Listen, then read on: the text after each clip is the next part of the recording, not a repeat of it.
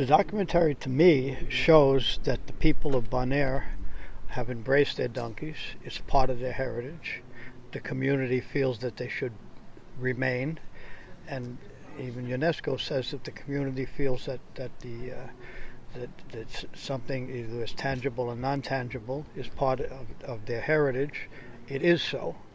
So that can't be changed. The nature plan, from what we just found out, is by 2030 they want to eliminate the donkeys, which is unheard of, okay? Because the information that was supplied was something that was not in total.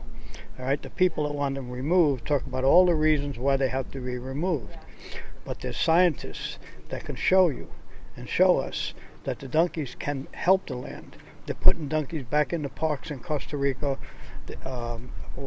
Australia did a cull of donkeys. They tried to get rid of them and then realized, wait a minute, we can't do this, because after they're gone, the land is going to die. So they're putting donkeys back in to try and help the land. So what I'm saying is that there's science that is left out of the decision. Matter of fact, we were left out of the decision. We asked to make the final decision. I won't mention names, but we were told, yes, they let us know. And then all of a sudden we see it's finished, and we were kind of cut out of the whole thing.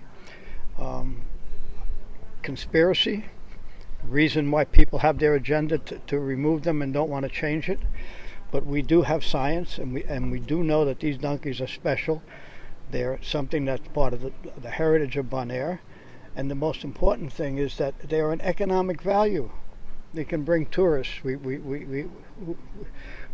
can help the whole economy of the island, but by keeping them and doing what's proper. Some people tell me the donkeys are inbred. Well, that's not true either. All right, these donkeys are the healthiest donkeys in the world, and we have professors that have sent notices to the government explaining that.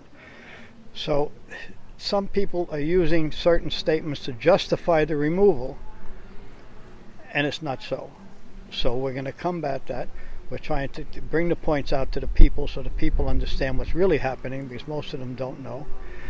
And as far as getting it changed, if, like I said, the donkeys are put back in the nature plan, there's funding from the European Nature Fund, there's funding that's coming into the nature plan that can be used.